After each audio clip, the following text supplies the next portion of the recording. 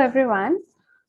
Good afternoon. I am Sudeshna Shaharoy. I am the writer of this exhibition, Geography of Hate, and I'll also be today's moderator for this panel discussion, which is the hate as the ultimate form of violence against the other. Firstly, I would like to thank Oyun for organizing such a wonderful talk and Sujatro for giving us the opportunity to be together and discuss about something which is so crucial in the current atmosphere. So our discussion for today will explore how this artists of the exhibition uses visuals and performance as an expression of dissent within the current power structures of the social and economic atmosphere. And how do we sort of rethink our identities and the hegemonies that are already existing and imposed by the state? And how through our expression of dissent, we in a way sort of create a counter hegemonic narratives for ourselves and our communities. So as panelists, we have Karine Cheng. She is a teacher, dancer, and DJ from Australia. We have Fatma Noor Sahin. She's an artist, performer based in Germany. We have Ishwari Basu. She's a potter from Calcutta, India. We have Siddesh Gautam. He's a visual designer based in Delhi, India. And finally, we have Arijit Bhattacharya. Arijit is an artist activist and the curator for Geography of Hate. So firstly, I would like to say thanks to everyone for being here. And my first question goes to Karine. Hi, Karine. Hi. Hi. So in the performance that you did for Geography of Hate, we could see how you used both your body and words in a way to form an interdisciplinary practice to show how the hatred that is thrown at the other is embodied and is expressed through movements in body. So could you just talk a bit about your selection of words and how did you come upon the idea of using words and constantly blurring it in the process of your movement? Yes, so our project was a dance piece where we were writing words with chalks on the floor. And we had two lines which were made of two lines of words. So there were two strings of different word flows. And each flow and line was standing for a thought. So one was cohesion, one was division, one was stillness, and the other was change.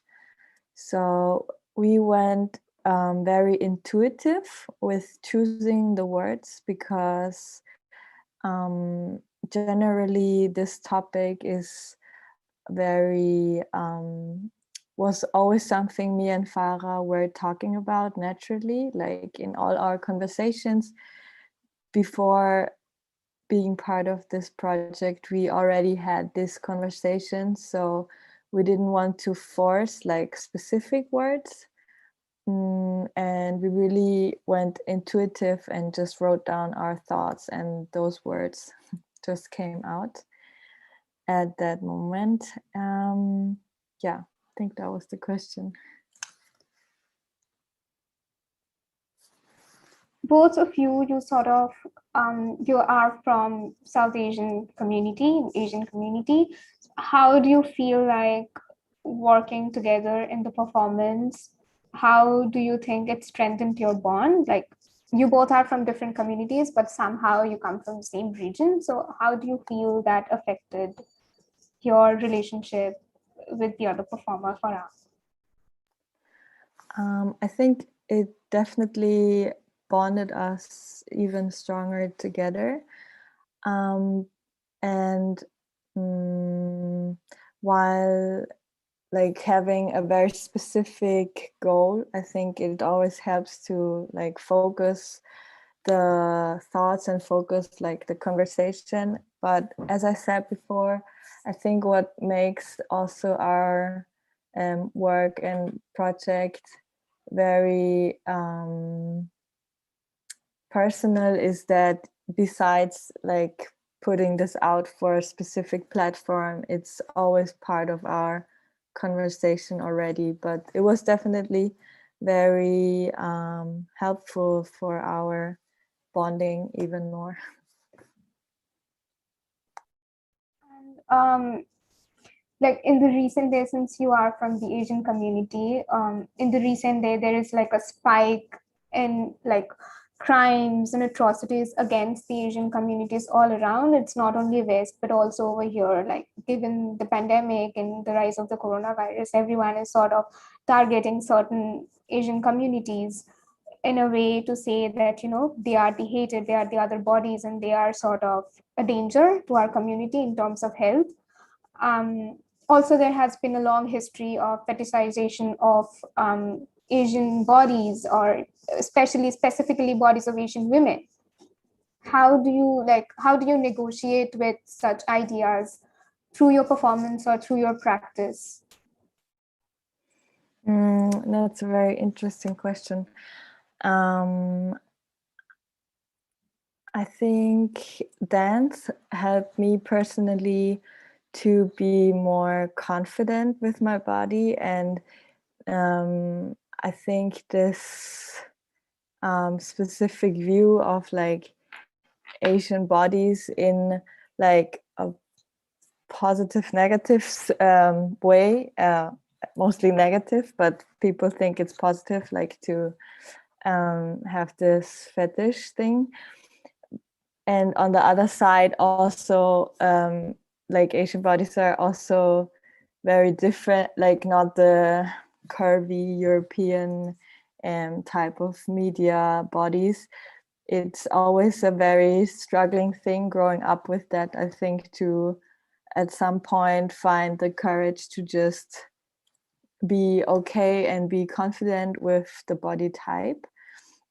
And for me, dancing really helped doing that, because for me, yeah, I found a lot of self-awareness and understanding of using the body to express myself in the way I want, and being able to dance and telling stories so people see what I want them to see, like ultimately, and not like putting myself there and just being a victim of what other people want to see in my body.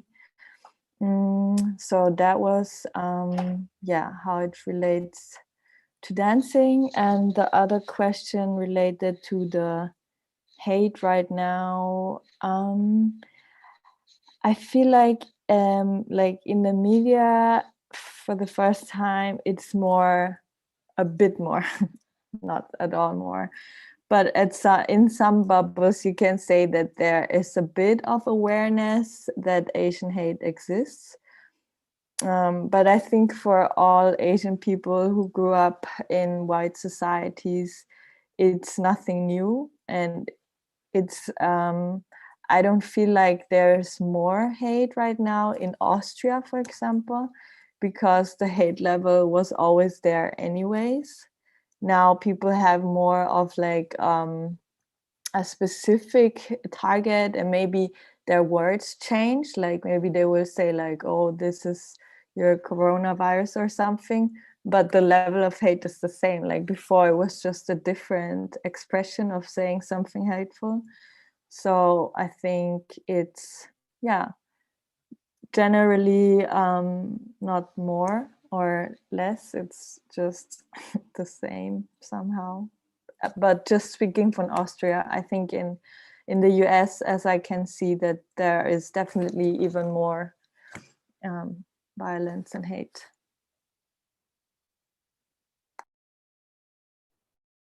Thank you. It was lovely. I would like to say that there is not much around like when the idea of Black Lives Matter started in US.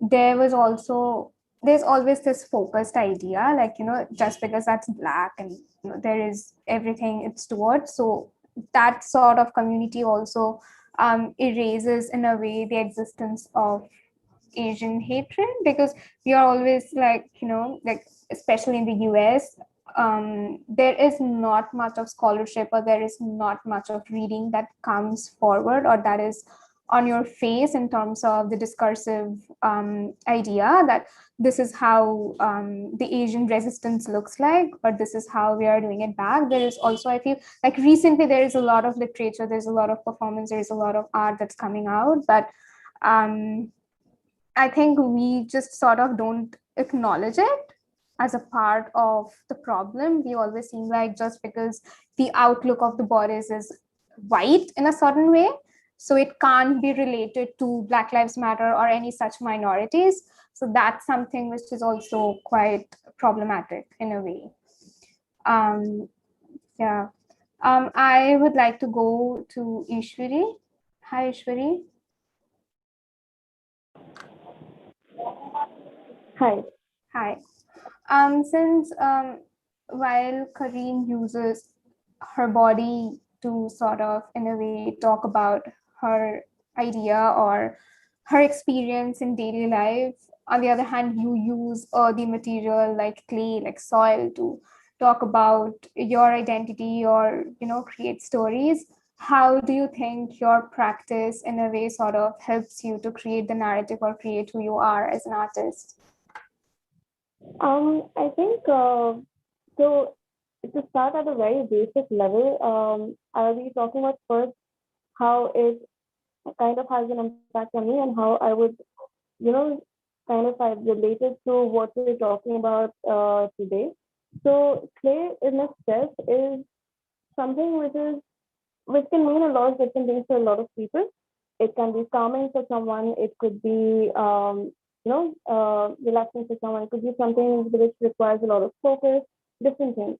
Um, but when I was first asked to be a part of this project, which obviously a faith, um, when you think of it as just mitti, which is soil, it has a very, at least in India, it has a very deep rooted meaning when it comes to one's nationality or nationalism, because you are talking about your country where you're born in, where you've grown up and everything. So the kind of dedication you would have towards it, the kind of responsibility or love that you have towards your country, that is what comes in. And here, when it comes to geography of state, we kind of see how this mythology, which is unifying among various villages and socioeconomic communities and all of that, how one unifying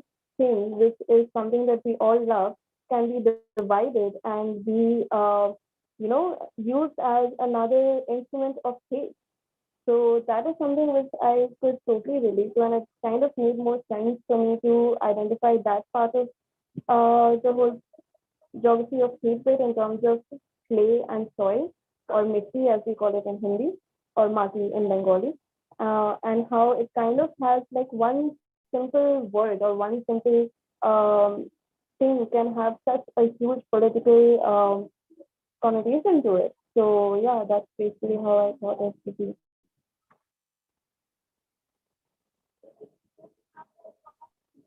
I was also thinking, when one talks about soil, or when talks about soil in terms of land, there is also this huge politics of who owns the land, who claims the land as his, in a way, like whose does the country or the nation belong, since it's the soil that's mine. This entire idea of how the soil, in a way, is also like strongly related to nationalism and nationalistic thoughts. So and currently, when one is constantly talking about the history of the land, the history of the soil, and to constantly show the rootedness one has to the soil, or to strongly suggest the possessiveness or the authority over the soil that's there, that's also something that's becoming very pertinent these days.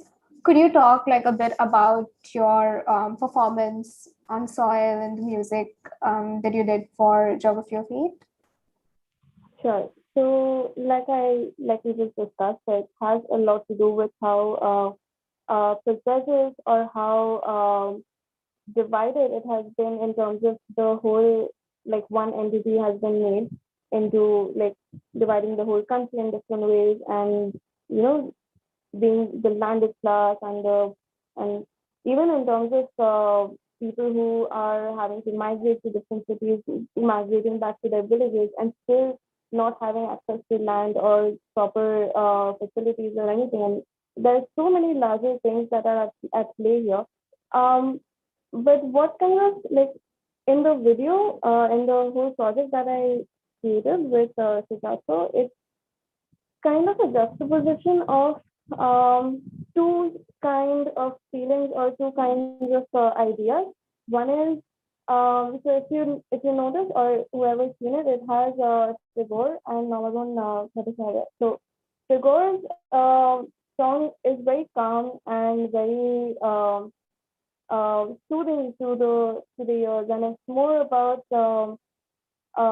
being in the present, and it has a very peaceful attribute to it. And even historically, Tagore has been more towards, you know, unifying the masses and creating an organized protest through his art.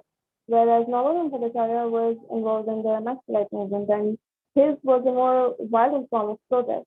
Now, when we're putting them together, it's or putting them against each other, however you would want to see it. It's more like when you see the video, you see that at one point I'm touching the clay and I'm bringing it up to the point that at one point it kind of breaks, right? So this is where the clay over here is the population of the country, or the people of the country, where you're being molded by the news, by the government, by so many things around you, and it reaches a tipping point where you can't stretch anymore, where you can't take it anymore, and you collapse. And that is kind of where we're already kind of moving towards. So it's more like it's a natural thing. A certain, if you push the people to a certain level, to a point where they can't take it anymore, there won't be any peace left. There will be more of violence than anything else. And that is something which is quite alarming, and people are not really ready to kind of, I don't know, accept. But I mean, that's what we usually do. We kind of live in denial because we actually see it happening in front of our eyes. So, yeah, I think that is what the idea is all about. Thank you. Thank you so much.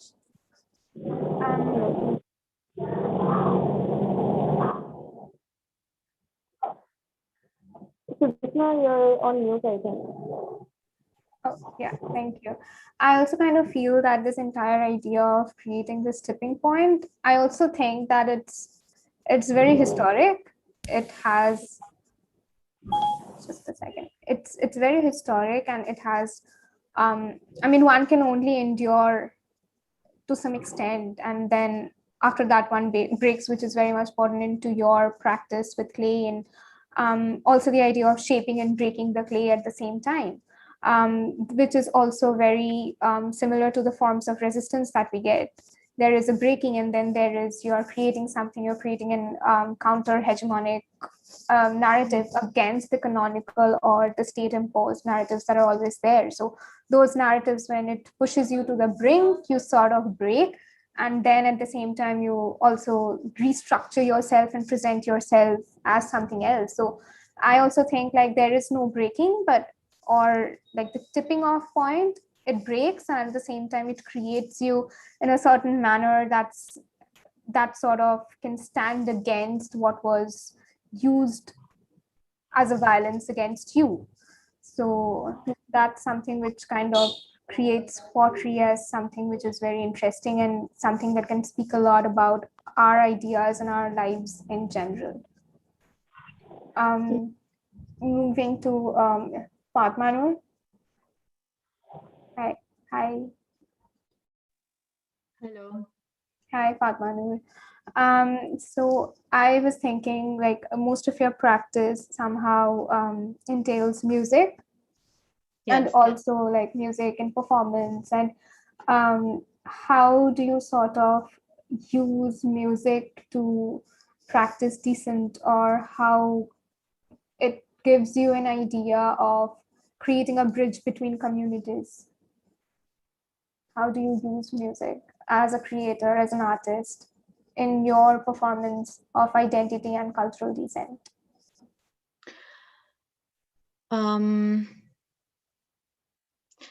So in terms of this project, I was thinking about the personal rooms, let's say the perspectives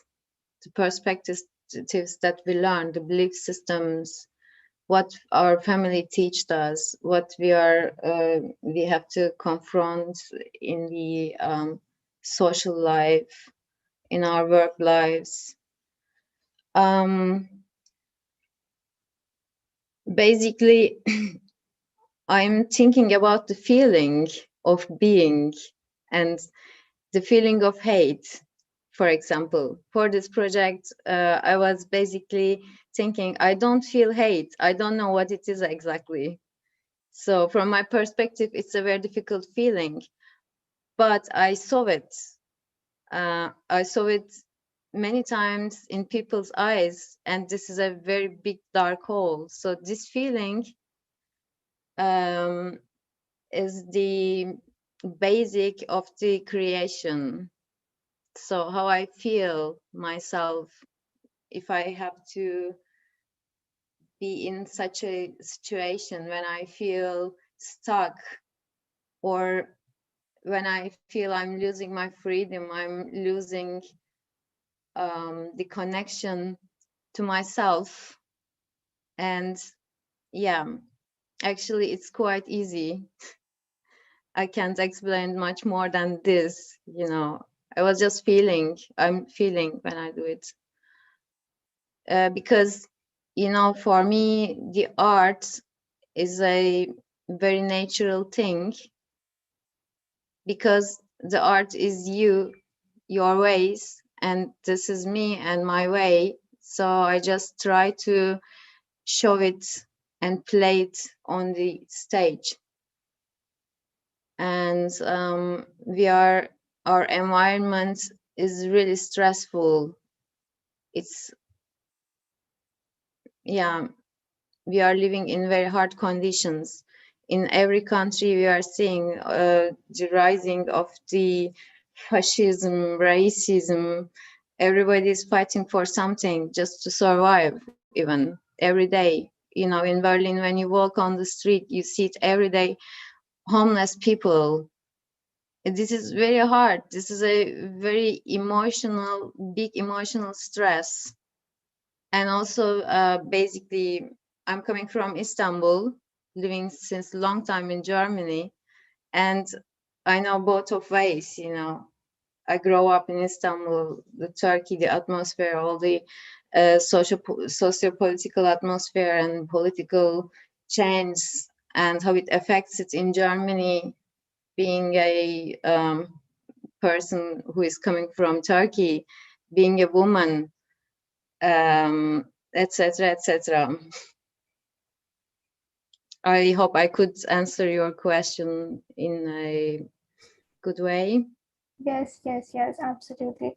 I was also thinking how this, it's something which also brings in different communities, and also can be in terms of even communities, like when one is stressed, or when there is, you know, so much political turmoil going on, music suddenly becomes a space to sort of ease down, sort of, you know, uncoil, and like break oneself into how one likes and then reconstruct. So I was reading this article on like how there are like growing migration in UK, and so this black community, they form this small DJ clubs, the DJ nightclubs, and they sort of like stay there for the entire day.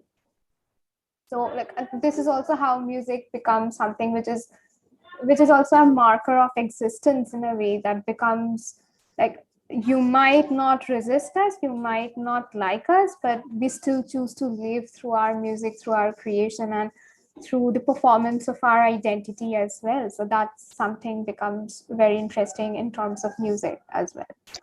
Well, I think it's much more to see in this Corona time, because we are all suffering because of the financial difficulties. But it was always like this. Nothing changed.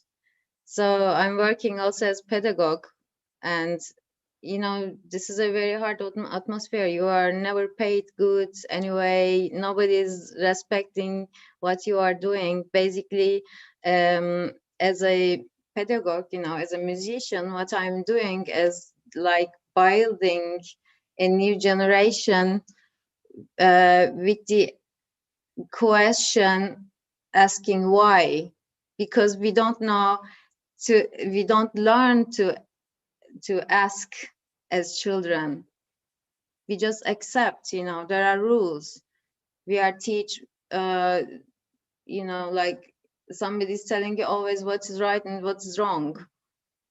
So we have no space to find our own truths, which is also very difficult because there's a system, you know, you have to grow up, you are always built to be a successful person and earn your money, have a good statement, you know, and there's no space for it. There's no space for being human.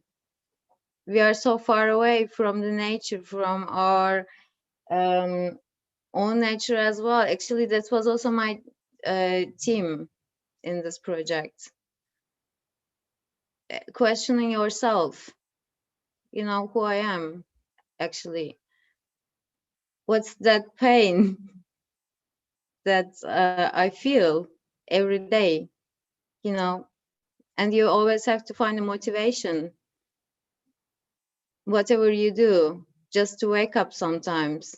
And I know as artists, musicians, everyone is suffering with this question, what am I actually doing? So, yeah, I don't know. You should ask me another question.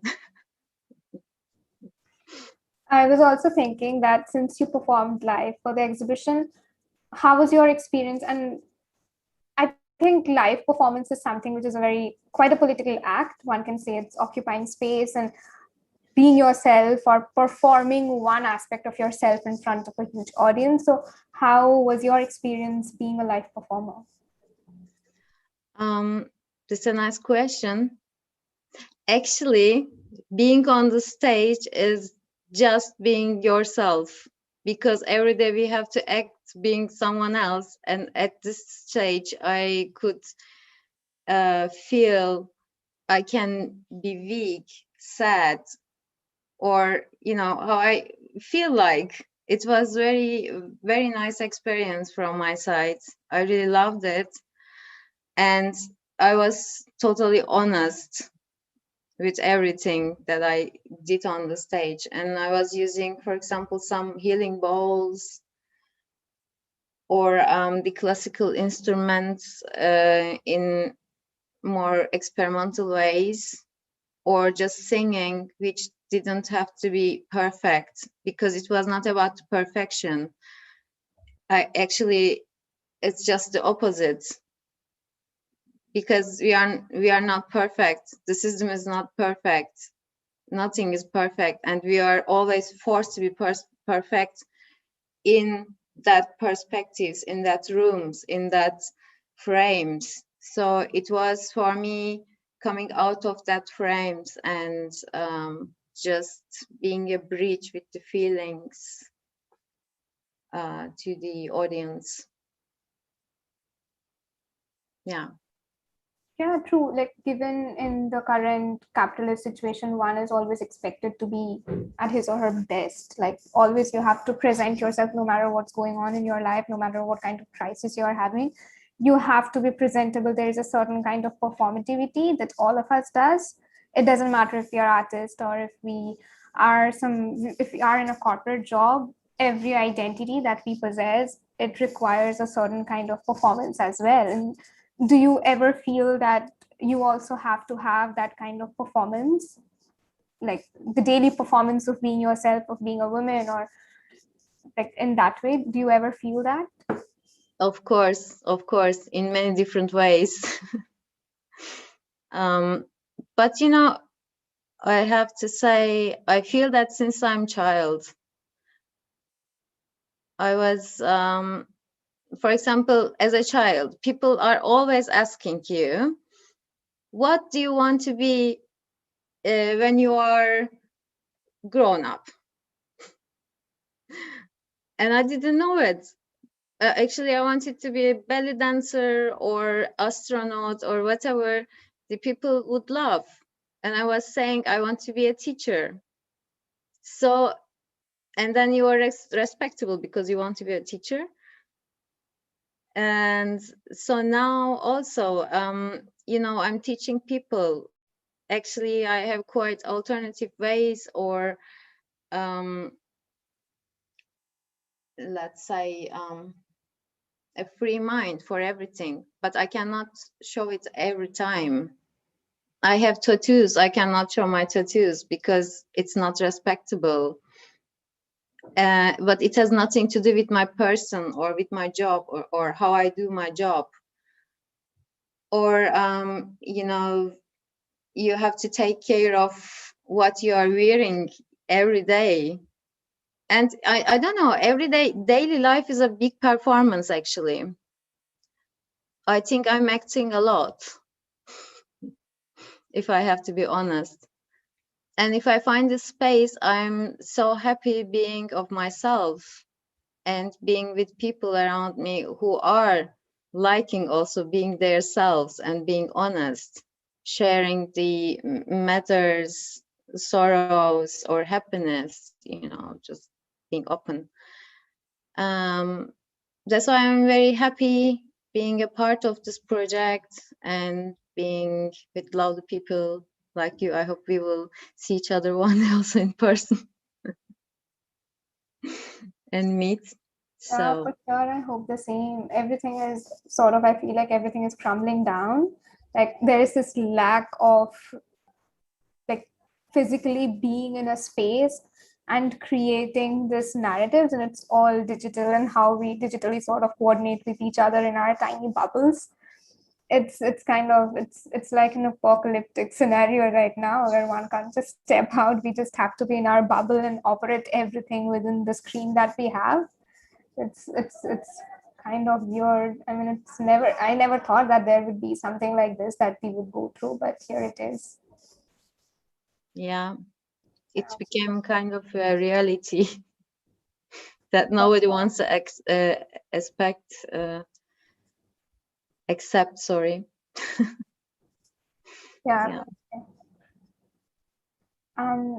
I would like to ask Siddesh right now. Hi, Siddesh.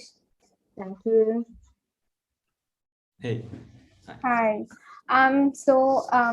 For your visual piece, for Geography of Hate, you used three characters, Savitribai Phule, and then you used uh, Frederick Douglass, and you used P.R. Ambedkar. And how do you feel that, like, these characters, how do you find your inspiration through these characters every time? Because as Fatma Noor and I, we were talking, like she was talking, that there is always a certain kind of performativity that one has to do. Do you feel like that there is also some aspects of your identity that is forced upon you, that you always have to perform, like being an artist and being from the marginalized community, and there is this pressure that you always have to be the certain kind of voice? Do you feel that within the institution that caters to mostly upper class, upper caste audience, or even like artists? Do you feel that? I guess to answer this question, I feel like before an artist, I come from a community, because Indian structure, the structure that that India has made or developed for a very long time. I'll basically talk about the structure. This structure is based on the mythical books or the religious books, which talks about varna. So like the division of classes that happened in Europe and other, elsewhere. In India, there has been a division of these classes on the basis of their occupation for a very long time. So there have been four castes who have four varnas who have proper name, who comes from different part of the body of the god. And I come from a community which doesn't belong to any of these four varnas. So I come from this fifth varna, which does not have a caste. So my grandfather and his father, they were all untouchables. So when you talk about going towards nature, or going towards back to your roots and everything, I cannot I will not accept it, and I will not be accepted where I go. Because in my village, my cousins, even though I'm speaking in English, they are still orchestrated, they are still living outside the villages. Some of them are tanning and other things. So we are trying our level best to get everybody educated, but this cannot happen in 1 year or 2 year or something like that. So, and when you talk about a performance, are you performing in everyday's life? Yes, I have to perform in everyday's life, because I'll not be accepted for what I am. And the kind of industry, or I would call it an industry rather than a country, because the kind of people here are they do not care about what your occupation is. They mostly care about what is your last name. So first the last name is important, then your occupation is important. And even if I'm not, sometimes I feel that I'm compelled to do what I'm doing, or I'm compelled to write about what I'm writing about. But the thing is that somehow it is important as well. I do want to express myself as a human being and everything, but I do not really know how to be that human being. I really cannot get into your mindsets and imagine the world like you guys do. So even if I want to draw a butterfly, there will be some political, social, economical, or cultural relevance to it, because I see it every time. I see my father being disrespected, even if he's a very big officer in the organization that he works for. Or me getting hate messages every day, people calling me out and messaging me that you should be cleaning toilets, and you should be killing cows and tanning leathers and everything. So I do not really I want to be this performative person. I want to perform because my community has never ever performed like this. And maybe you guys are fed up of doing that, wearing this mask and everything. But we were orchestrated for being original. We were orchestrated for not wearing enough clothes when it was really hot, or keeping our house as functional as possible. It was unhygienic and everything for everybody else. We in every and people might say that this doesn't exist, but in every city and town and village in India, all the drainage, there are these drainage canals. All the people who live by the banks of these drainage canals come from my community. And everything that is evil in India, it's a practice of my community. Be it eating of pig, or buffalo or cows, or be it whatever they call as hygienic, or doing minimal jobs and everything. So I really want to have this, I want to really perform, I really want to wear good clothes. I want to speak in a certain kind of language. I want to be with you in the same room and talk about intellectual things that we all talk about. And maybe someday my kids will have this privilege to talk about things that we should go out of this performance and everything. So this is the step that we haven't reached. We are trying to reach that step. So maybe if we will not find it right, we can we'll think about going back to going back from it. Yeah. Also, since a lot of your work talks about, like, your work directly comes from your history, from who you are, it's personal at the same time, it's very political, like it's politically charged. I kind of feel that being a person itself is like a huge powerhouse of political power. Like, it's the finest side where the state, where the patriarchy, and where even every other institution can perform what they want on our body, on saying us this is how you should be, or that is how you should be. So I think in that way, when one performs like how one wants to be, that itself becomes like being oneself becomes a huge step towards a resistance, towards an expression of dissent itself. Could you like talk about, since your work is falls a lot under the expression of dissent, and you talk about a lot about Brahminical patriarchy and how the communities have been exploited over the centuries in India. Could you reflect on your journey and how your experience has been being that artist? Yeah, actually, I was brought up, very well. I believe that, if I'm here or talking to you or, presenting my work anywhere, it's because of, how I was brought up. And it was my father was the first generation who went to, college and graduated. So and he became an officer, and and because of that I never stayed with my grandparents, who actually used to live in those places, and there's like they are no more, but the house still exists, and some of my relatives still lives there. So so my journey has been, it has been very progressive in the way that, I was not brought up like every other Indian kid is brought up, like, that, you have to, on every Tuesday you have to, pray to certain god or something like that, or you are, allowed to eat something or not, or you are allowed to go somewhere or not, you are allowed to talk to somebody or not. So these were not the concerns of my parents. They were not even concerned about like, what I am reading, or if I'm doing a leisure reading or something. They were not much concerned about whether I'm coming first in my class. They were more concerned about how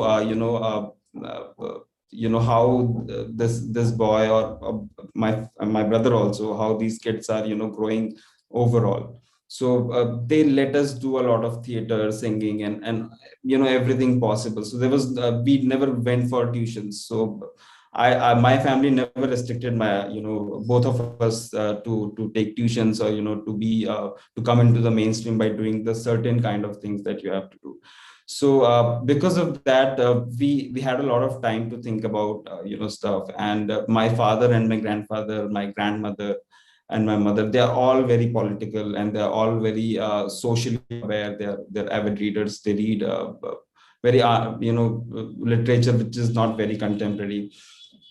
So I was raised around, these people, even though I was not interested in this. In the beginning I used to read Tintin and Reader's Digest more than, what these people were doing. But then in the stories and everything, they would, inscribe some of these emotions into us.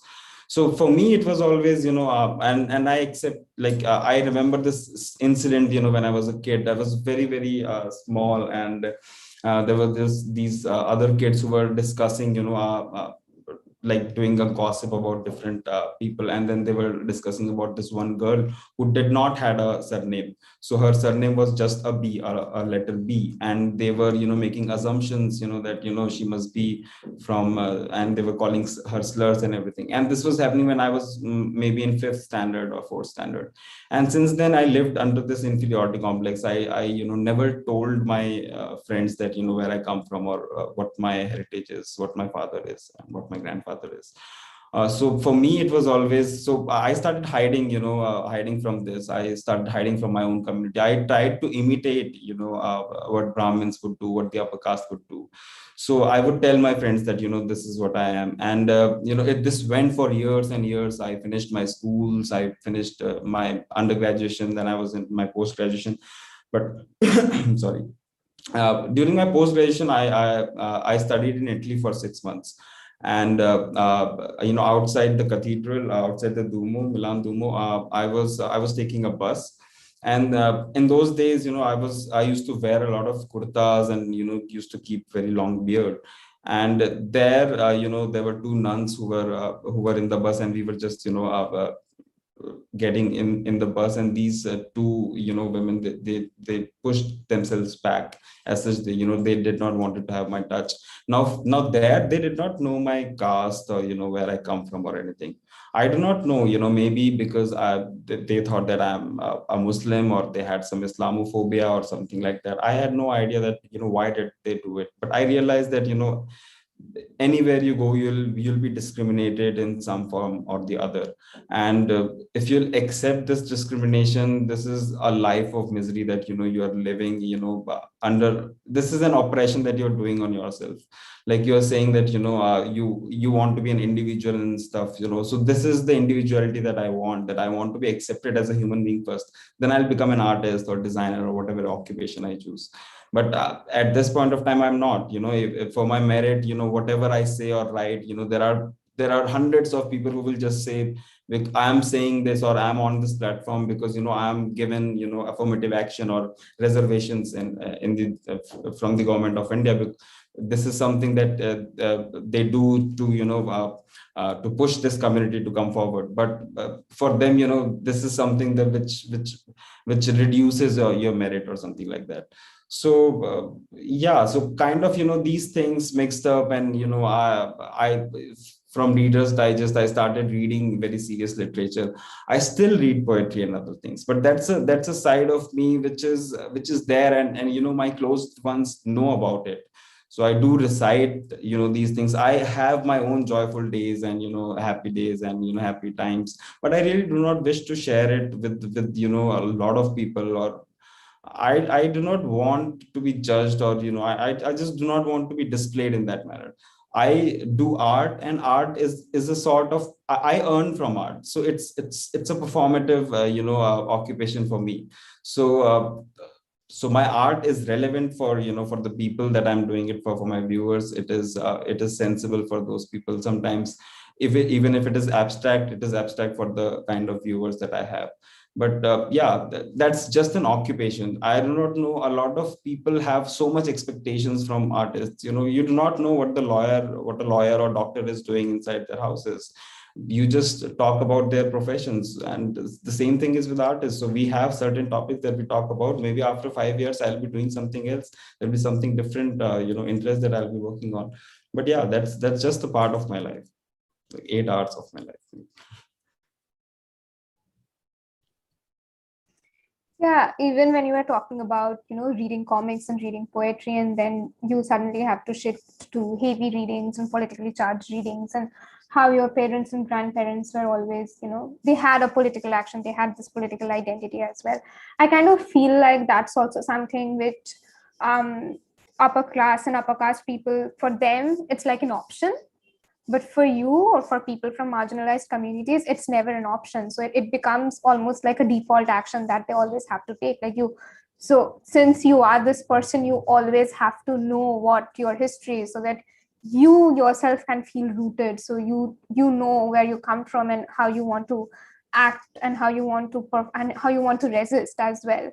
So did you ever feel like, when you were young, did you ever feel like that pressurization, like you have to read it and others don't? Um, uh, till some point, my father did try to, pressurize me to read such stuff. But then, at after one point, I think they lost interest. That this person is not interested in this, so let him do whatever he's doing. So I think that was the best thing that was done by my parents. Because of that, I had a lot of reading these things. When you do it from very early childhood, I think I was not matured enough for that. Because a lot of books or a lot of texts that I read afterwards, when I became an adult, I was not able to understand it in first go. There were times that I had to read certain books for 2 times or 3 times, sometimes 4 times, to understand them. I am still immature to understand, to decipher a lot of text that a lot of people have written. So I think it was right that I did not choose to go in that direction. Because uh, maybe I'm more expressive, or maybe I might not have chosen any unconventional way of living if I would have been into that kind of literature from my early ages. I might have been trying to get into administrative services or become a bureaucrat or diplomat or something like that, because I would want to make change in the society. So I might not have seen the creative side of the world. So because I had this freedom to explore anything and everything, because somehow my father and my mother both had very tight economic situation when they were growing up. So they were not able to do a lot of things. My father wanted to learn a lot of things, but he couldn't, because the family was not economically strong. So I think they realized that, these were the missing points in our lives that, we should not let our kids, miss them away. So I think somehow, they thought that, let them do whatever they wish to do. And this helped me a lot because I had a I had a very open mind about certain things. I was once upon a time, I was a fan of those people whom I, criticize now a lot. So it was a nice thing that, I was able to read Gandhi or Nehru and Ambedkar, all three of them, and try to understand them. And I really do feel very sad about those from my community, from outside community, who just, make conclusions without, experiencing something. So there are a lot of people who might, abuse Tagore for, not doing anything for the people who were not from his caste, or, not utilizing his privileges properly. But the kind of work that he has produced, if I had not read, Tagore before this notion came into my mind, I would not have, accepted him as an artist, or Munshi Premchand or others. So I think this is somehow very it was very organic. So I think somehow this education system should also be in that way organic for all the communities, so that now the problem with Savarnas is the upper caste people is they do not know about our history or anything, is because it's not in their curriculum. So since we read about Gandhi or Nehru or other personalities, nobody taught about our people. So that's the missing link. I think if we do that something about it in education system, we'll be able to be in a better place. Yeah, even this idea of the intellectual figure, it's always someone from the upper class and upper caste. And we sort of never think of the literature that comes from marginalized communities or the literature that comes through resistance. We, as a part of institutions, never get to see those. I think that's something which for me, it's a very epistemological problem that's always there, and that needs to be addressed. Like I remember when I was in school, they only, I guess we never did learn extensively about Ambedkar. It was like probably one paragraph or two paragraph, or we just learned about the Adivasi movement in Birsa Munda, and that was like 2 lines and just a photograph of him. And it was never more than that. Even though we were interested, even though we wanted to learn more, there was no trace of such history that we could trace back. And that's something which I find is very problematic. Like that school textbooks should have, like there should be an equal mention of how one draws from history. And even in terms of intellectual history, one is always looking into the certain body of a Bhadralok, and that's how you see it, and not someone who deviates from that idea of upper class, upper caste man. Even the works by women, so that's also something that we never sort of see. So I feel there's a lot to change, but I also feel like when this change will come, I mean, this is high time, and when are we going to address it? I mean, I know it's steps and it's very slow, but I kind of feel like it should be implemented at school level. I think Ambedkar believed that it was high time in 1920s. He tried his level best. Then Dalit Panthers thought that it was high time in 70s. Then things have been very steady, but at least there is progress. So at least now you see a lot of people from this community, making really nice art, or doing really good scholarly work and those things. So I think the time is, because I think the world, what internet has also done is a very nice thing, that now there was an economical barrier before, for my father's generation. There was a very big economical barrier, because of which they could not buy books, or they'll have to rely on the public libraries and other things. Now we live in an era that we can get a lot of things on one table in just one system. So you can be reading Malcolm X, Foucault, and Ambedkar, and Socrates and Buddha and Confucius. So from different time periods, different personalities from different demographies.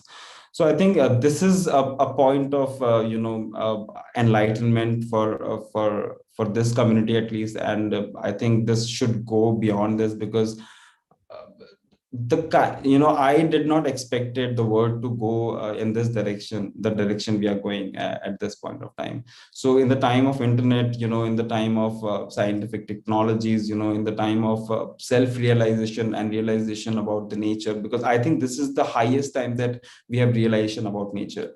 Before that, we had myths and stories about where these birds are coming from and what is happening to this. We had no accountability of how dangerous we are to this world. Now we have this accountability. The This is the bright side of science and scientific technology, that we have data about how foolishly we have been behaving. But the bad side of humanity and the bad side of religion and the orthodox thinking is that we do not believe that scientific discovery or those data. We care to make more money, or do things which are not very suitable for nature, or for the coexistence of each other. This earth is way bigger than what we think of it. So it will not be the earth which will be destroyed, it will be us who will be destroyed. So it is our life which will be destroyed. Earth is going, it's been here for a very long time, it is going to be there for a very long time. And instead of, other than us, there might be some other things, some other animals, some other species. But then the thing is, we do not really see beyond that. We still believe in mythologies that God will save us, or God has brought plagues, and God has danced and made new words and everything. So different gods have these different miracles that they still believe in, rather than the scientific process that has been going for a very long time. So rather than learning from that, we use it even more. Like if you see in the capitalism, how crony it has become. They will sell you notebooks, and they'll say that they are saving trees in the name of notebooks, or they are sending kids to schools if you buy our notebooks. But how many kids are going there, and how many trees are cut for the same thing? So how they're fooling you for these same data, and you are not able to we are not able to understand this. Now when I talk about when I go back to my community, I understand this upcycling and recycling, which is sold very in very pompous manner by these capitalist companies, is done by those people anyways. But you call them people who are subaltern, or whatever.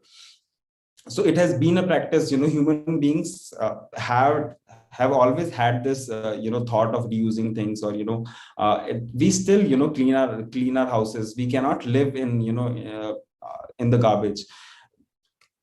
However small a person's house is, they will keep it hygienically clean, and everything. It's a very human nature that we do. But we do not do it for when we do it holistically. So we might be cleaning our house, but then where are we throwing our dump?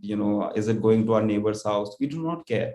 So that I think going beyond your own windows and doors, and seeing what's happening on the road, or on the streets, or in the neighbor's house, is very important at this point of time. And scientific discovery has, Buddha was a philosopher who generated a thought that was modernism of that point of time. He understood that this whole concept of orthodoxy and rebirth and this karma bullshit is of no point.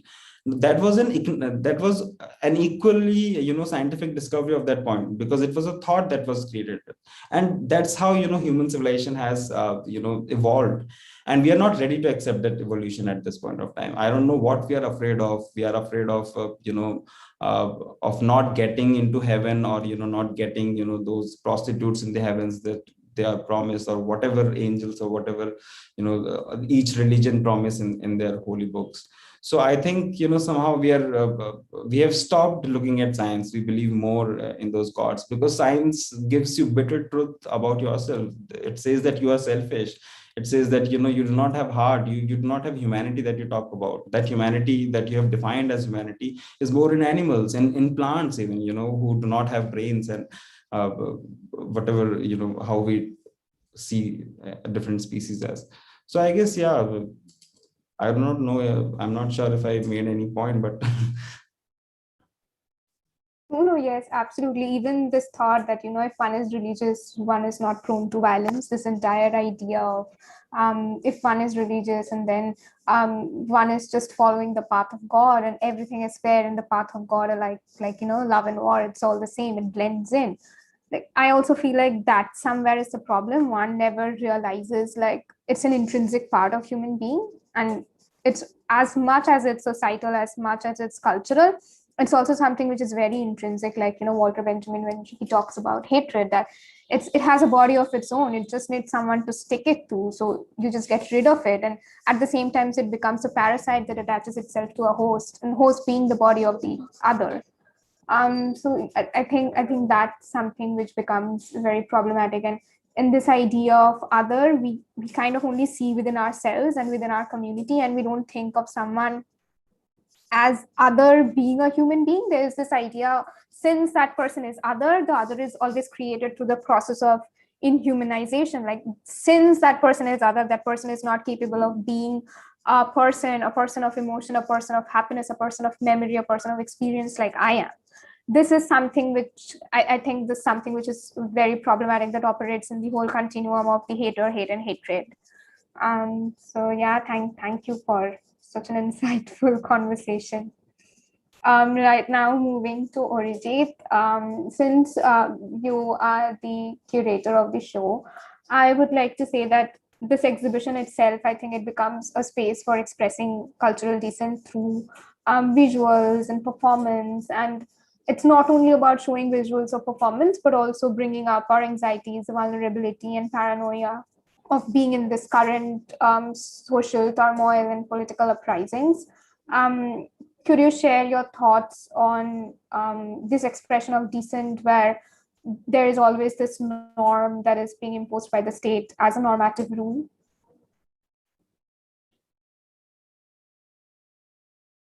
You're muted. Can you just unmute? Sorry, I thought I unmuted myself, but yeah, before answering, I would just like to take a moment of silence for all the people who are dying in India at the moment because of the pandemic, which is there, but it is in this scale because of the utterly disgusting government that is not capable of taking care of its own people. So maybe I will take a moment of pause, kind of taking this taking the time to answer you, not only for myself to reflect upon what Siddesh said, and then coming back to your answer, because or else I will be doing injustice to the conversation that has been happening, and also the huge calamity that is or the catastrophe that is happening to our people in general. So I would maybe like to take a moment of silence for everybody. So if everybody agrees, I will just keep a minute, 1 minute silence. Thank you.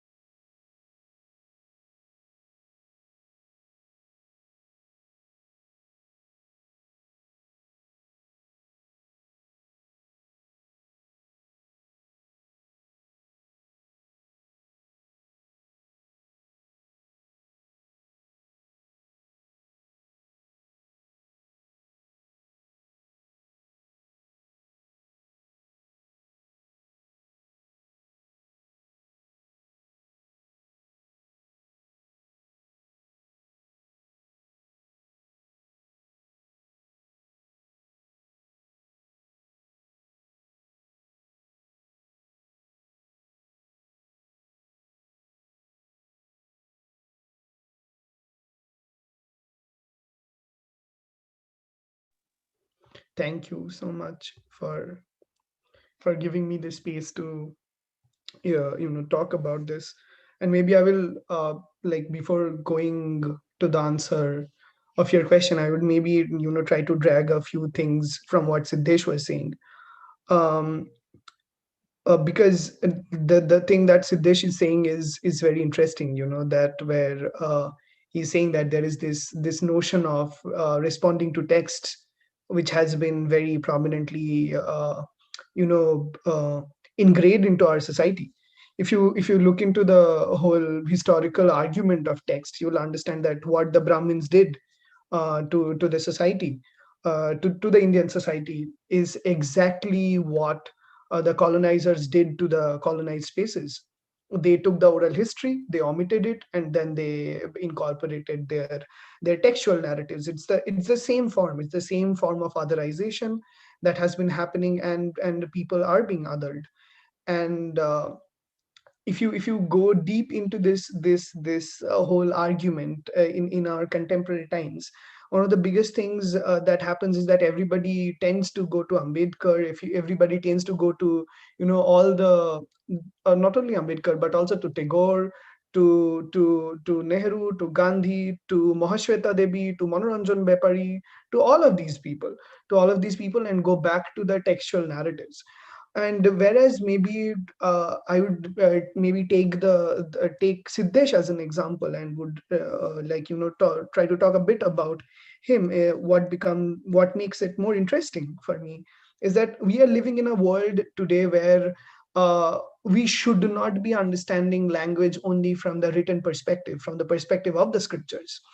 And the moment we understand knowledge in its form, where it is only coming from textual form, or forms which are didactically established, we are actually cutting out a huge amount of people in this world. If we look into our own folk dances, if we look into our own music, folk music, or if we even look into the amount of oral narratives which have been around this huge world, we have not been listening to them, we have not been participating in that, and we have been completely failing them as a production of knowledge. And I think this hegemony somehow needs to be shifted. And not only I'm talking about the things which have been produced in the past, but I'm also talking about things which are being contemporary happening. That's why I was talking about Siddesh. Siddesh's images, the posters he creates, or the works he creates, are actually a form of knowledge production. And it will be completely naive of us if we claim that it is not a form of reading things, or if it is not a form of understanding things. And I think this is what is happening in academia.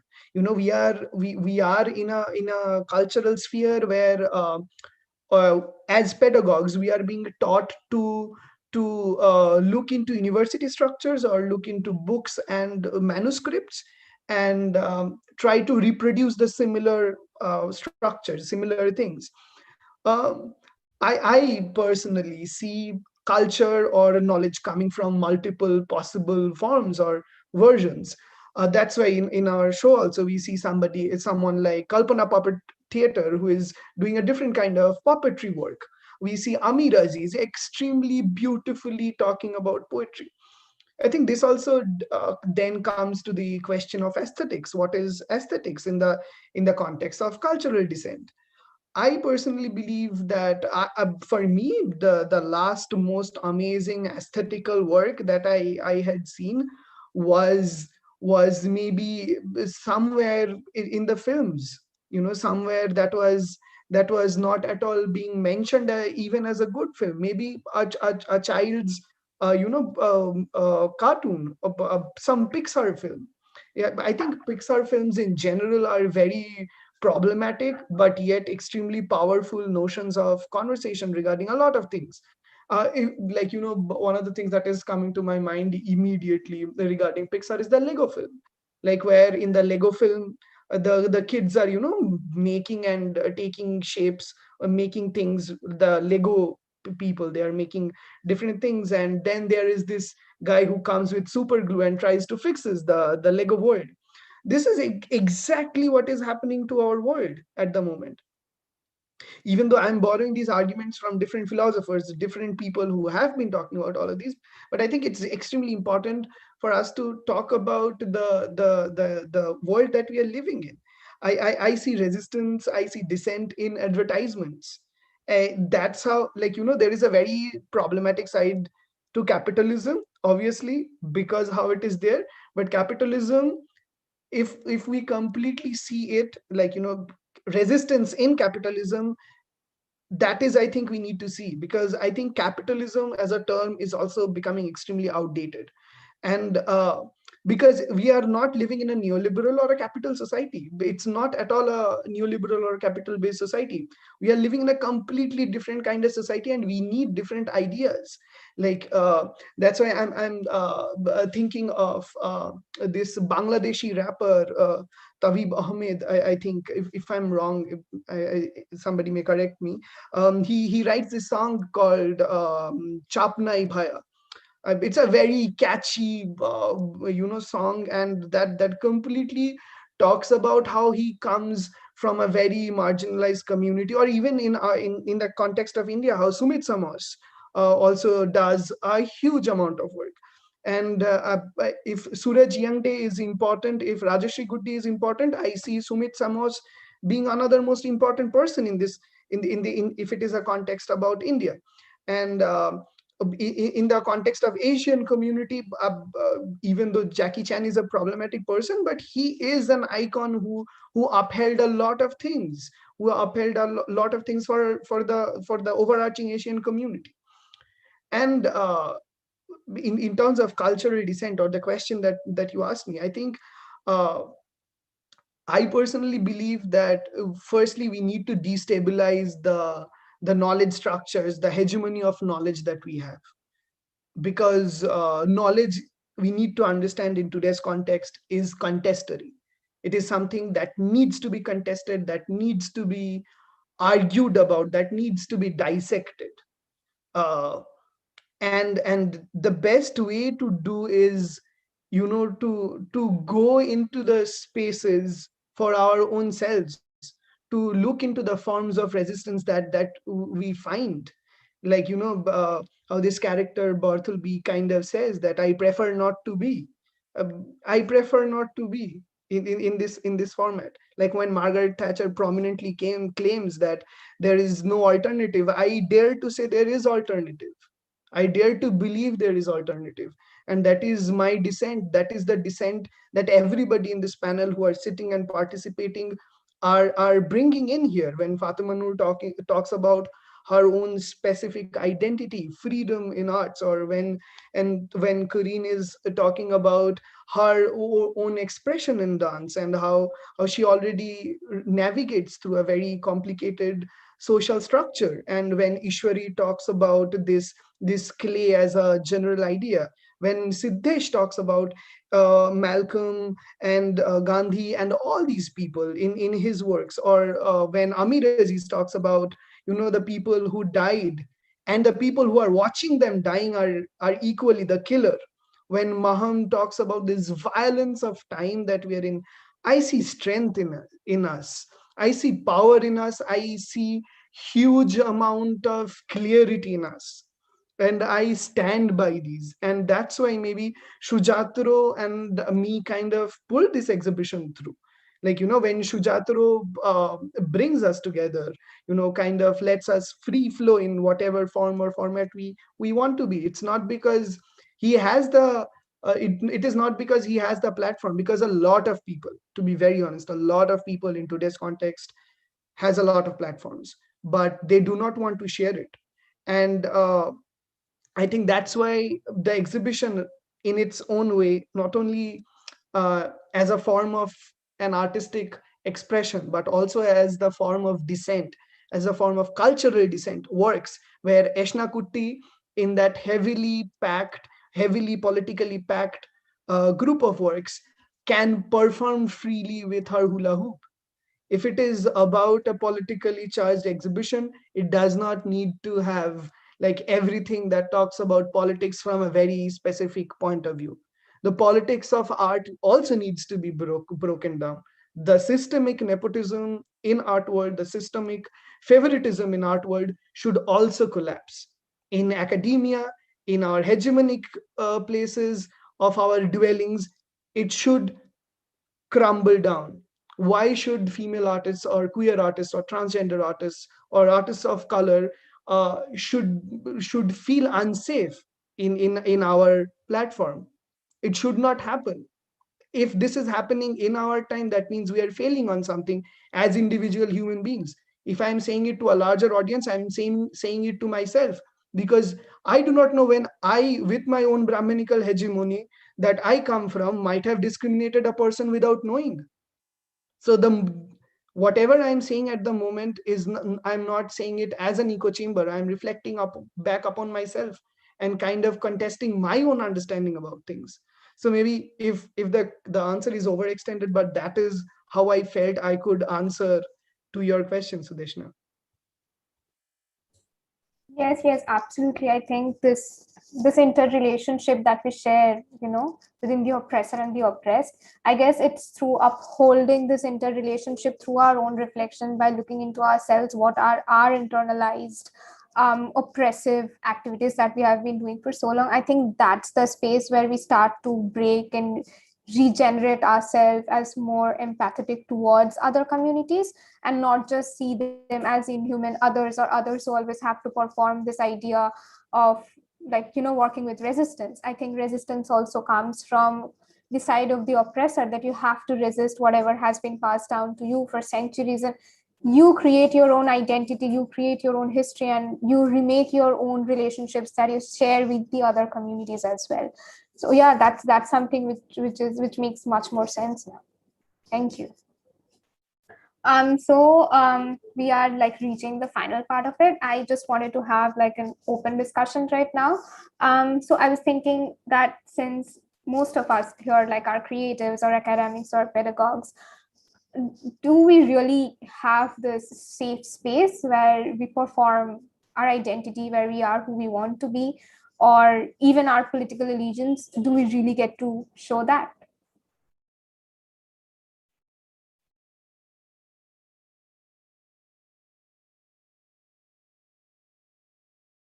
Shall I answer?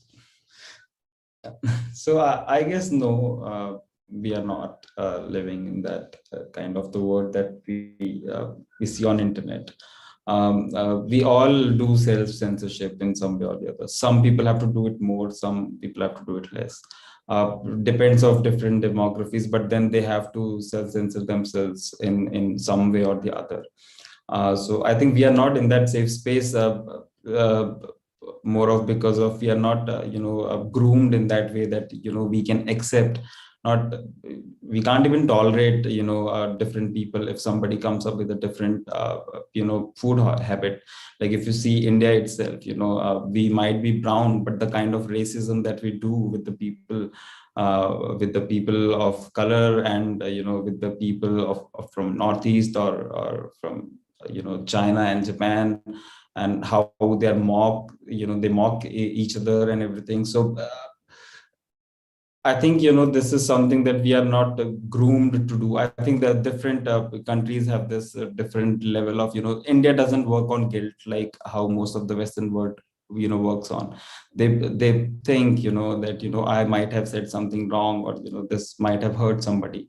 We do not really work on that part, because that part is taken care for us by the religion. We have this concept of karma, which is very famous all over the world, which is the biggest fraud that Hinduism has given to the world, because karma actually stops you to do things.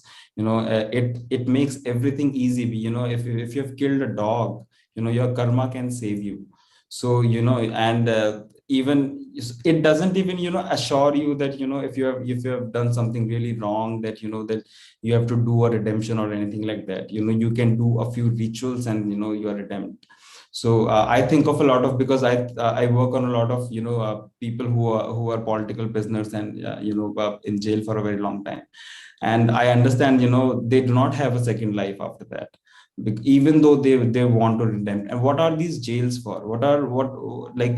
What is the main concept of these prisons? They are to rehabilitate those people, so that they can come back to the society. If somebody has a killer instinct, let's take that instinct away and make him or her a better person, and get back to the society. But here, if somebody send me to jail, and the kind of situations that I've seen just through my work, I might become a criminal after I come out. So the kind of wisdom that we are throwing at people, or pressurizing people with, I think this is very wrong, and this is taking our word in a very, very wrong direction, which is very hurtful.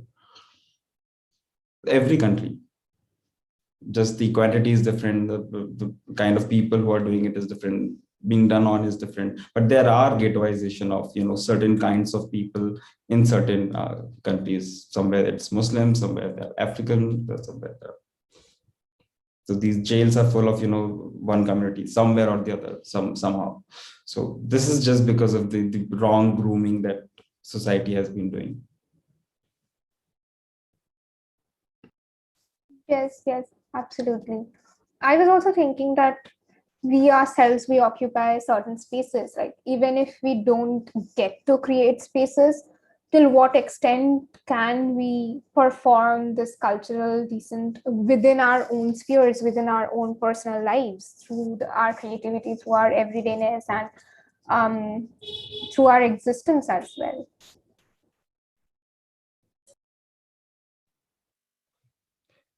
Maybe I will just take this cue to say something. Something that really fascinates me is a South American ritual that's called cacerolazo. You take out your pots and pans and you bang it, which our prime minister reappropriated for his appreciation for the health workers who are currently dying. Uh, Cacerolazo is a very interesting idea for me. It's like, imagine if we all somehow would able to come out and do it in our respective spaces for the respective causes we stand for. Um, I think the key to your question, or the answer that I can think of at the moment is through everyday resistance. Like Foucault says, where there is power, there is resistance. Like, I would quote this Palestinian philosopher, Leila Abu Muhammad. She would say that where there is resistance, there is power. It's completely taking it on a different way. And I think the best thing that you said, that, like, in the first, if we take the answer to our own self in our own surroundings, I would say we need to first de-Brahminize our own households. Secondly, we need to decolonize our academias. Thirdly, we need to be more humans, because there are no others. The more other there will be, the more problems it will generate. And thirdly, in terms of disciplines, I personally believe that the disciplines should not be understood as nouns. They're verbs. Art is not a noun in any possible form. Art, music, dance, literature, they are not at all nouns. They are verbs. And people, how in the poetics of the language, how they use these words as nouns, and how they kind of use it for the benefit of the economic and social power structure. I think this can only be broken down when people use these words as verb. Like, it is enough. I'm not an artist, but I do art, and that is a statement in itself. So I think these distinguishes, at least from our generation of people, who, we need to start to have these conversations, at least with each other. And maybe I will pass on the mic to everybody.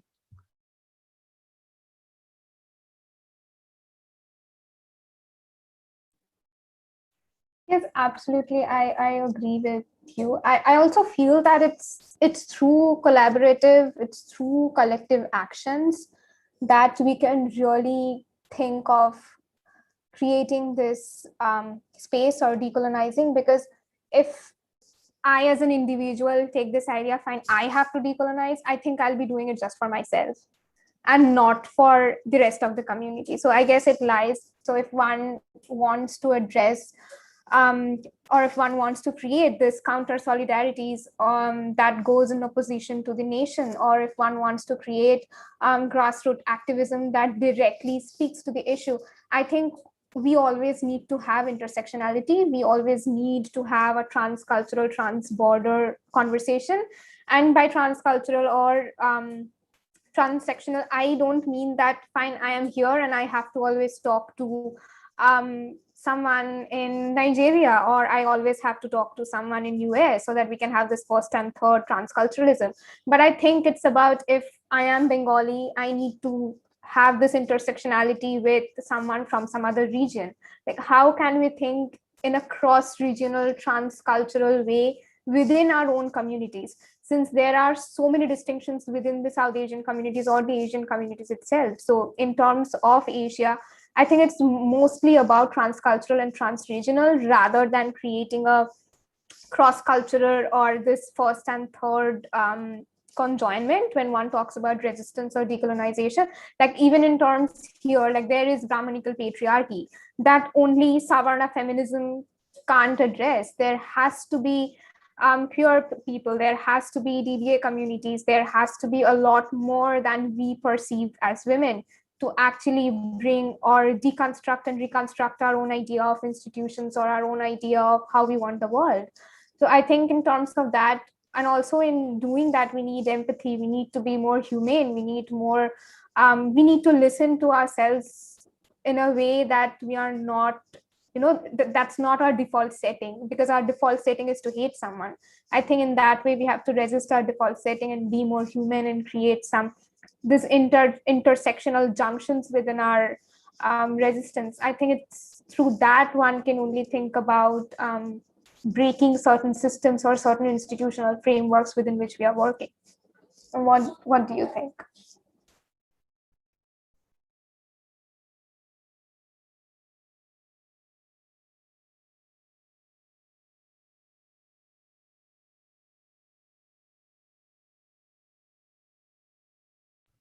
Everybody's thinking. I think it was a very long question. I couldn't really catch it. I have to be honest.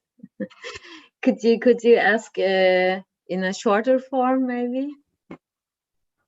No, we were thinking about how do we create counter hegemonic solidarity. So when one talks about solidarity, one thinks the nation or the majoritarian solidarity that's there, that's always operating on the so-called othered bodies, like, Black, people of color, queer, and other marginalized communities. But I think in terms of this bringing or deconstructing the institutions, as Orijit was speaking about, or deconstructing the pedagogy or the knowledge production or even the history that we know of, I think for that we have to be more humane, we have to be more more accepting through the intersectionalities and through creating dialogues, not that I am the author or I have the authority to change this, but rather through the dialogue that, fine, I have this identity, and how can I relate to, how can I reflect on myself through someone else, and how can we create this narrative or counter narrative rather together. So I think togetherness and collectivity and collaboration is something that's, I think that's the key to thinking about decolonization or, breaking down the institutional frameworks. There is one thing I want to ask. The sentence always going, being more human. What do you mean with being more human? Everybody's talking about that. I think I'll speak from my perspective. For me, I think being human is being more accepting, being more empathetic, and not seeing the other person just as a body of flesh and blood and meat, and not like that, but someone who has their own experience, who has their own life, who has their own world, who is someone just like me, and someone who is not some other person who is standing in opposition to me. I think that's what I mean when I mean human.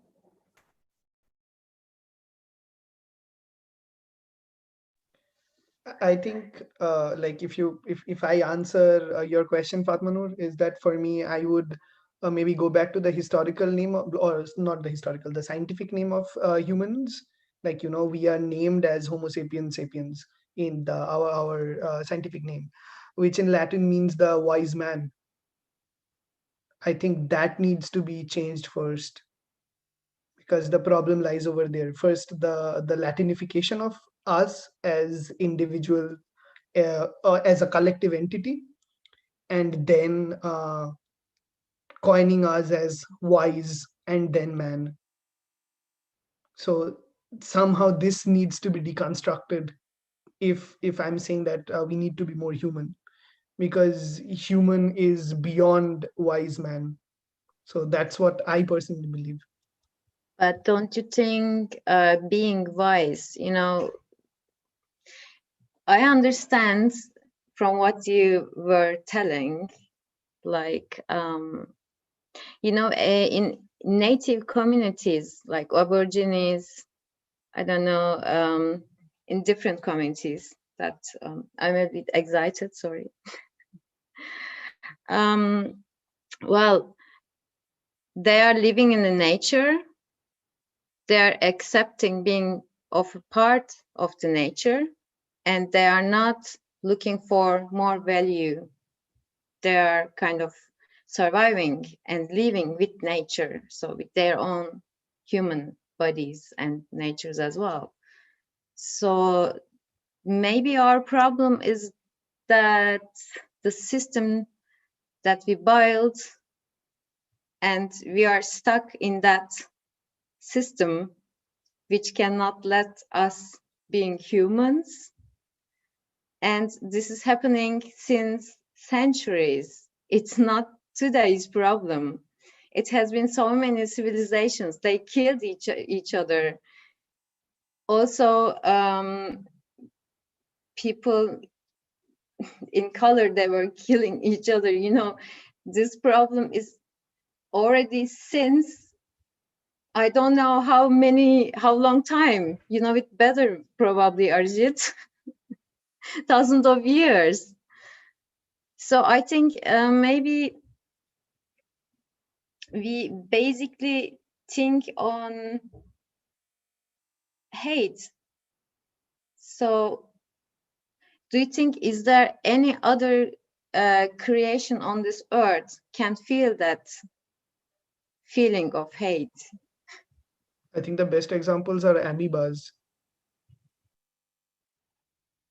I like, with my understanding, I have never understood an amoeba or a blob to be hateful to another blob, or to be another amoeba. Or I think ours, that's what I was also trying to answer, like, you, is that um this form of scientific understanding of things also comes from a hegemony. Science is a hegemonic practice. So what happens to us, what, like, the communities that we are today looking at with so much of romanticism, I think they have suffered the maximum blow in the process of scientific discovery, or destination.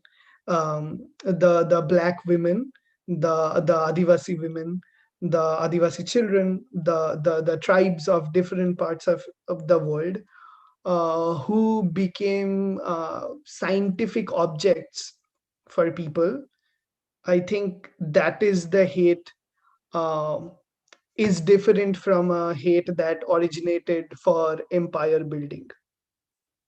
Science is a very hateful process. Like, if you look into the a very huge, I like, this is what I'm talking for myself. One of the huge conversations that is going on from yesterday in today's context is this embryo, human embryo, which was injected into a monkey, and this rhesus macaque and human embryo could develop a mixture of both the things.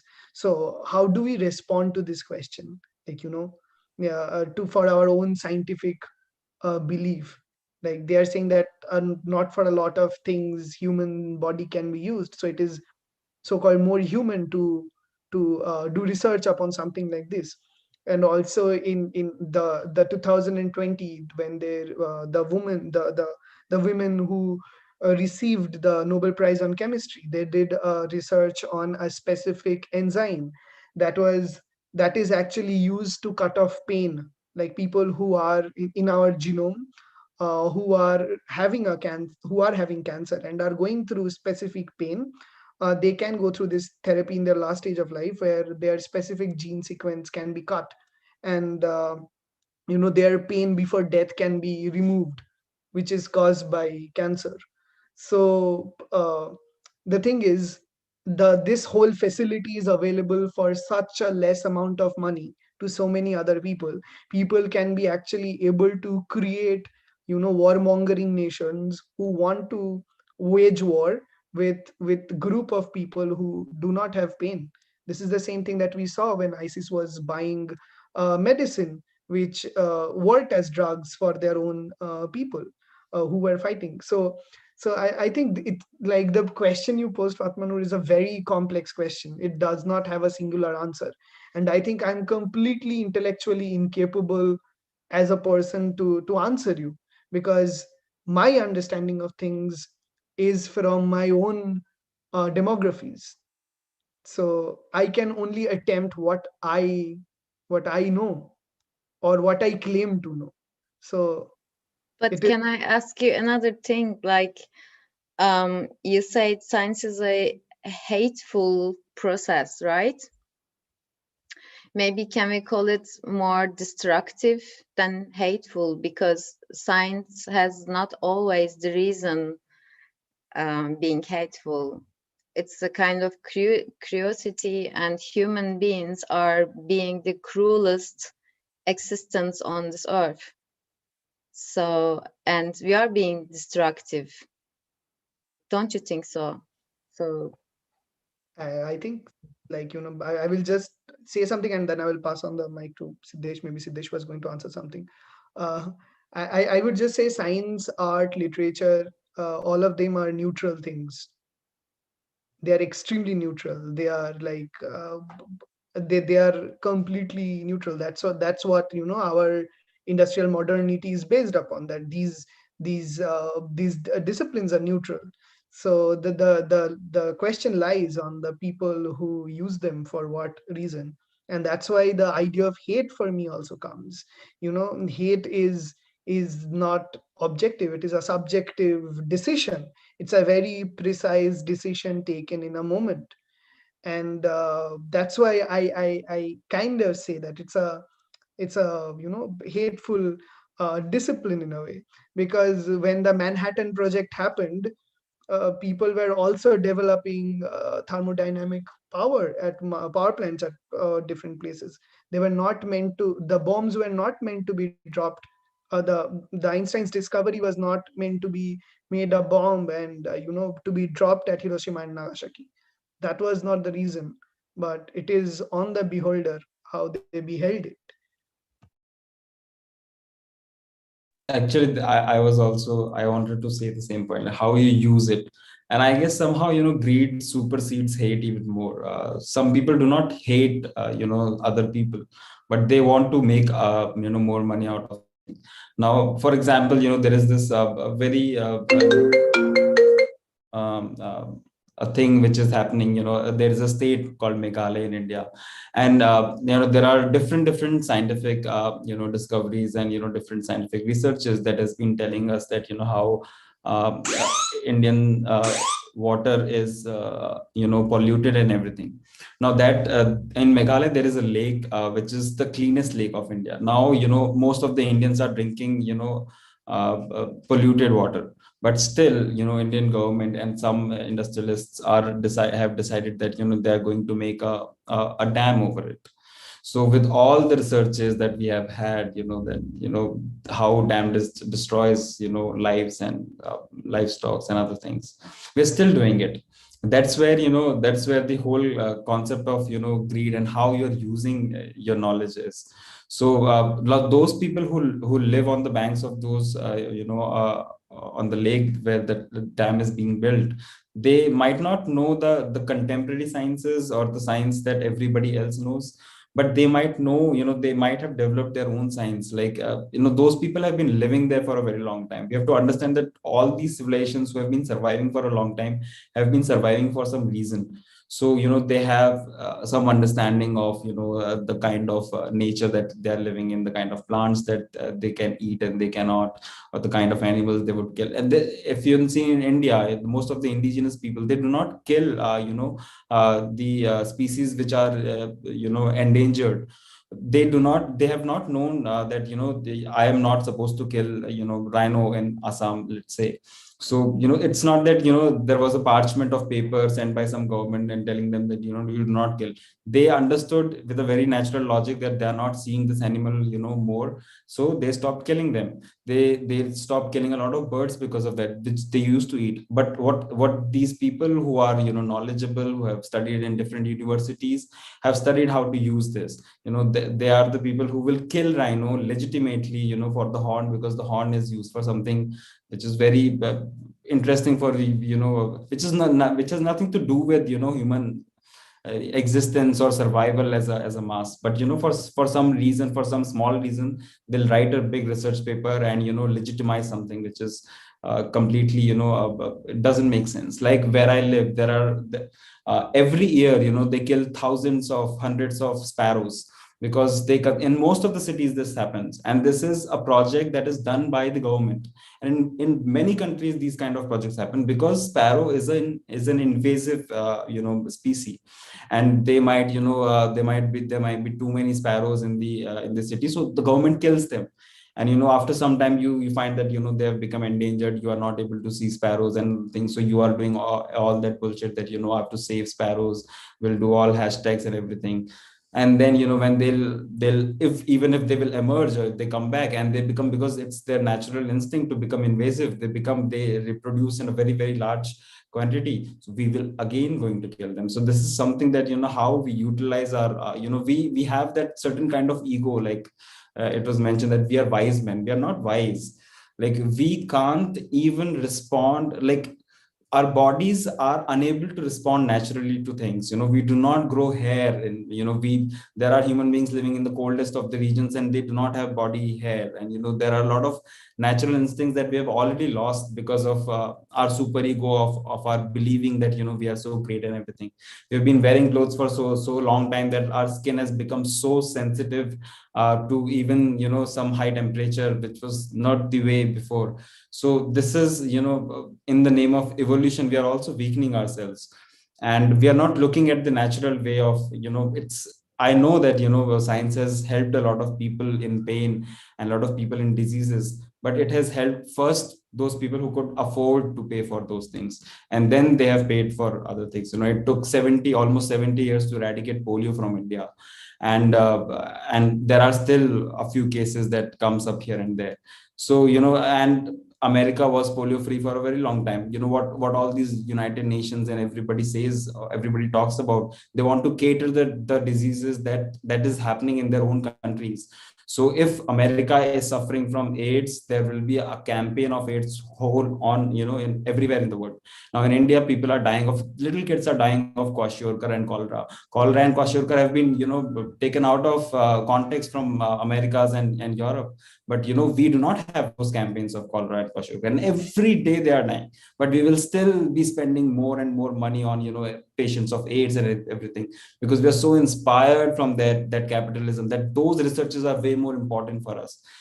Maybe it makes sense for us or not, we do not care about that. We spend a lot of money. I'm not against space exploration, but we spend a lot of money in going out of space, doing, I'm sorry to say this, but doing the same thing which somebody else has already done, and feeling proud of ourselves. What Russia or China or America has already found, we are just doing it again. And there are kids dying, because of polluted water, because of polluted air. And I do not understand, how this distribution of knowledge is happening. Can we not become the most innovative country by cleaning the whole water of India? Would we not be called innovative enough? Or would we not be called innovative enough if we cure diseases which are killing a lot of people, or we increase the life expectancy of India? But we do not, because this will not make headlines, that we crossed so many miles to do this. This will not look good when people will talk about it in the media. They might not make a movie about it. there is no glamour in this, but there is glamour when there is, there is a huge chunk of, this hot, fire is going down and it looks nice aesthetically going, we are going against gravity and everything. Here you are defying, death. You are not talking about, that innovation, that, you are defying death is, equally, as important as, defying the gravity, maybe even more, because I do not know where we place ourselves of this. Science has been doing, what I do not think that, scientists have any, the one who made engine, or one who, converted, made transmitted power out of, petrol, might have thought that, this would be the word be like. And there are many solutions to a lot of things. We just do not want to take it, because we just, it is either not fancy, or it is, either not suitable for the kind of narrative that we are living in. And I would just add a bit with Siddesh's, this idea of, space travel, is that this is the new colonial idea. Space travel is the new colonialism. We really want to colonize another planet, another space, another areas, entities, even our own moon in whatever form and format, because we want to legitimize our claim with anything around us. Our science is based on humans. Our science is based on glamour, and like just like you said, and until and unless this neo colonial strategies are questioned, nothing will happen. Yeah, absolutely. I agree. But I also have to remind we are coming close to wrapping everything up. So I just have like last question for Kareen. Since you said that you are from like, you are based in a predominantly white society, there is also certain kind of stereotypes that are always attached to, Asian people, for the Asian diasporic people, especially in Western countries, like, you have to be this meritorious, grade A student, the one that popular culture always shows you. How did you like come in terms of you being a performer, in within that stereotype? First of all, I just wanted to say thank you, everyone. It's so like my mind is going in so many places, and it's really, really, really interesting to hear from all of you. And it's like traveling almost in my mind to India, and I realize more and more like how much in a bubble one is, but at the same time I feel so connected because everything you say is so resonating with me. So yeah, thank you for sharing so much knowledge and thoughts. That was, yeah. So to the question about, yeah, stereotypes and living up to that, I think the process when you're younger are probably almost the same with anyone. And I realized that also listening to the conversation that in my case, it might be like the white people making me feel like this, but at the end, I think any person can make you feel and go through the same states by you being less, or not less, but like little to other people thinking the same in more. So just like, yeah. And when I was younger, I went to a lot of states, like trying to live up to that, shaming yourself for not, I don't know, hating yourself, then hating others, and like just those states you all go through. And now I'm kind of at that point where I feel like there's more and more of a like awareness towards white supremacy, like here in Austria with BIPOC people.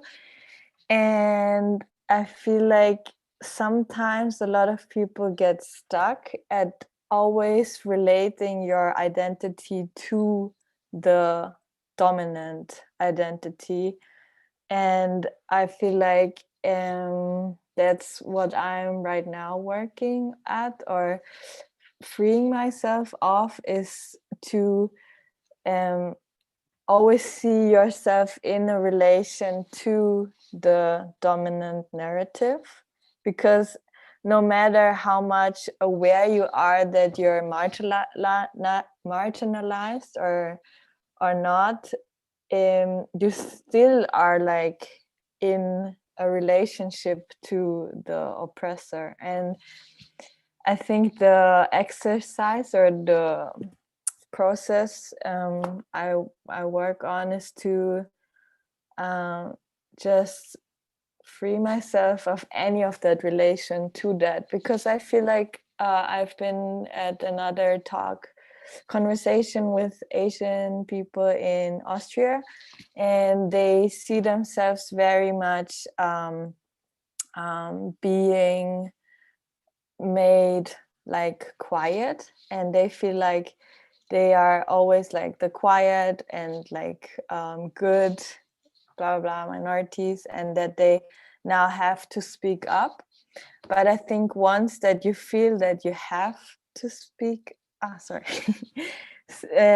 once you feel that you have to speak up, it's all still already in a relation to the oppressor. So I think, yeah, somehow you have to just find out what you really want and what you really want to share, and stop thinking of I want to not change, but maybe deconstruct this institution or this and this and this, because then you're always a victim of that institution. So I think, yeah, somehow from this navigating out is my point of view right now. Yeah. Thank you, Karim. This really gave us a lot to think about what we have been discussing for so long. Anyone else would like to say something, since we are just coming close to the end?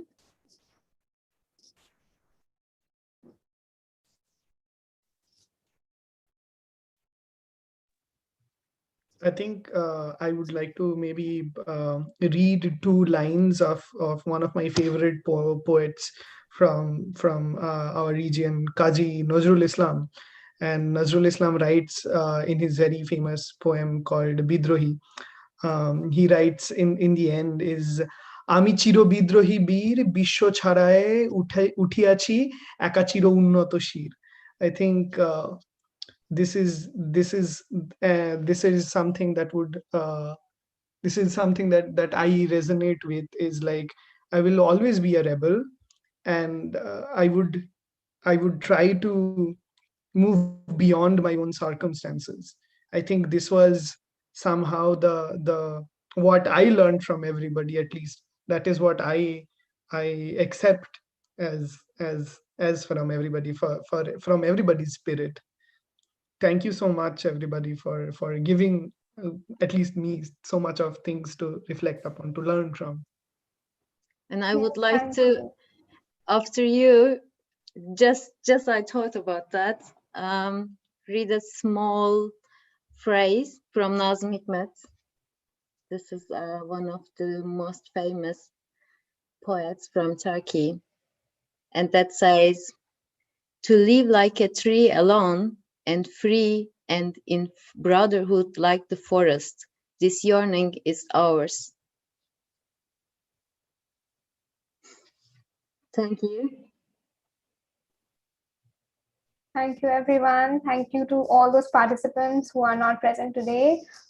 Farah, Amir Aziz, Eshna Kutti, Anushka, Qazi Rahman, Maham Shahid Khan, Vasundhara Srivastava, Kalpana Puppet Theatre, Shubham Mukherjee, Karun Spiel, Mahir Dhuman, Ghazal Ramzani, Oindrila Mitra, Abhimanyu Pratap, and Osama Anwar. And thank you to all who created such a beautiful conversation that gave us a lot to think, that made us to travel to so many spaces and gave us a such a beautiful diasporic discussion that also are interrelated and interconnected at some points.